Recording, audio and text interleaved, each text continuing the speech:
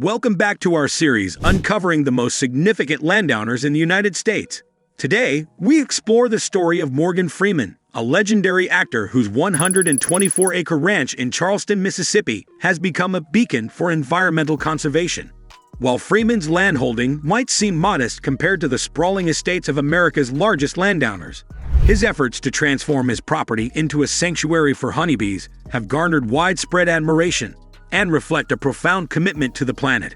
How did Freeman embark on this journey, and why does it matter? Let's dive into the fascinating tale of his bee sanctuary, its broader environmental significance, and what it reveals about land stewardship. Don't forget to like, subscribe, and hit the bell for more stories about people shaping America's landscapes. From Hollywood to Mississippi, Morgan Freeman's unexpected journey.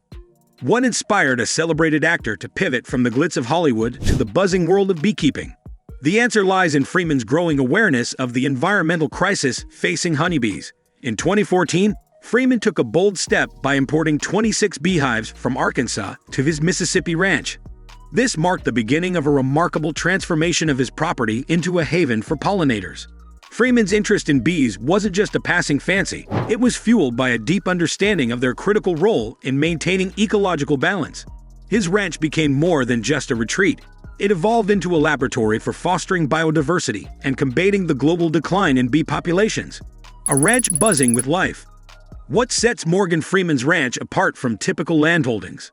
The answer lies in its design as a pollinator-friendly environment. Freeman cultivated a diverse array of plants, including lavender, clover, and magnolia trees, ensuring a rich and continuous food supply for his bees.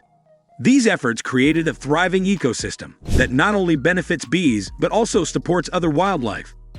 Freeman's ranch is a powerful example of how landowners, regardless of acreage, can contribute to global conservation efforts. While many associate large-scale landownership with timber, cattle, or agriculture, Freeman's focus on honeybees adds a unique dimension to the discussion of sustainable land use. Why bees matter? The silent crisis. What's so significant about bees? And why should we care about their decline? Bees are responsible for pollinating approximately 75% of the world's flowering plants and 35% of global food crops. Without them, the production of fruits, nuts, and vegetables would be severely impacted. Freeman has been vocal about this issue, stating in interviews, "There is a concerted effort for bringing bees back onto the planet. We do not realize that they are the foundation, I think, of the growth of the planet, the vegetation." His words echo the urgency of addressing the factors threatening bee populations, including habitat loss, pesticide exposure, and climate change. Small scale, big impact. How does Freeman's 124-acre sanctuary compare to the vast holdings of America's top landowners?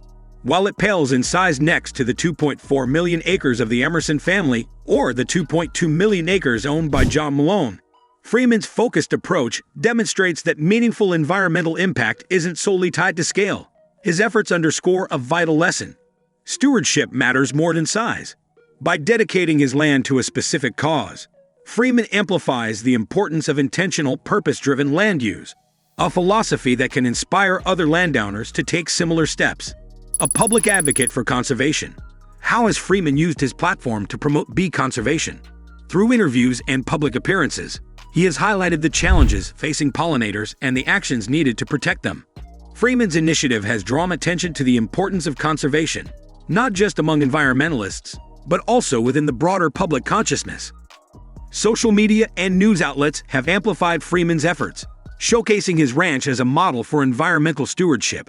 This visibility has inspired countless individuals to consider how they, too, can make a difference, regardless of whether they own land. A legacy rooted in purpose. What does Freeman's bee sanctuary mean for future generations? His work goes beyond preserving bees. It reflects a broader commitment to sustainability and ecological balance. By fostering awareness and taking tangible action, Freeman sets an example for others to follow. Freeman's sanctuary also raises important questions about the role of private landownership in addressing environmental challenges. While large landowners often dominate the conversation, Freeman's story highlights the potential for smaller-scale efforts to drive significant change.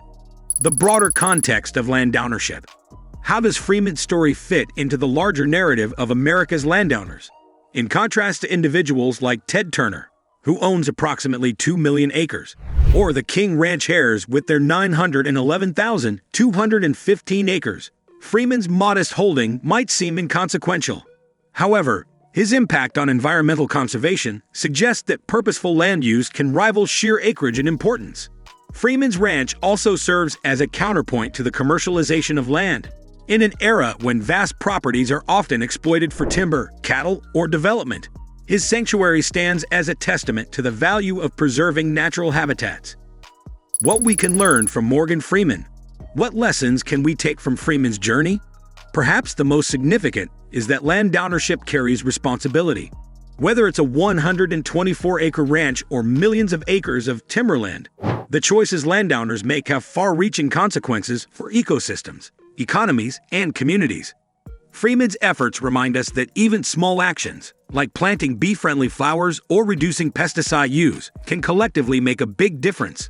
His sanctuary is a call to action for all of us to consider how we can contribute to the health of our planet, regardless of our resources. Beekeeping is a model for sustainable land use. How can Freeman's approach to beekeeping inspire other landowners?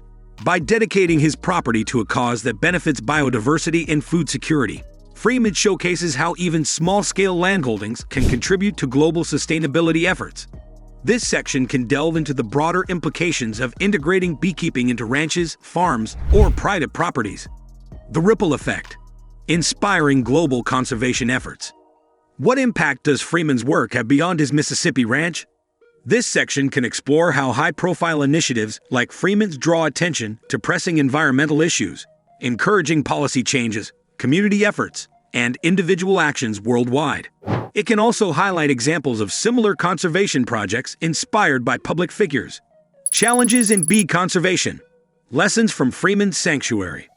What hurdles has Freeman faced in his quest to create a thriving bee habitat? This section can discuss the common challenges in bee conservation, such as combating pesticide exposure, dealing with invasive species, and adapting to climate change, and how Freeman's efforts offer practical solutions. The broader impact of celebrity-led environmental advocacy. How does Freeman's initiative fit into the bigger picture of celebrity activism? This section can explore how public figures like Freeman use their influence to promote environmental causes, inspiring collective action, and raising awareness on a global scale. A buzzing legacy. In the grand tapestry of America's landowners, Morgan Freeman's 124-acre ranch might be a small thread, but it is one woven with purpose and vision. His transformation of the property into a bee sanctuary underscores the power of intentional land use and the importance of addressing ecological challenges.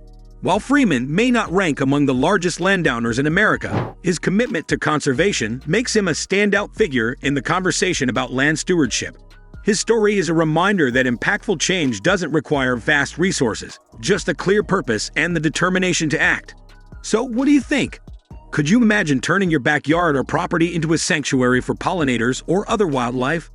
Let us know your thoughts in the comments below. And don't forget to like, subscribe, and share for more inspiring stories about the people shaping America's landscapes.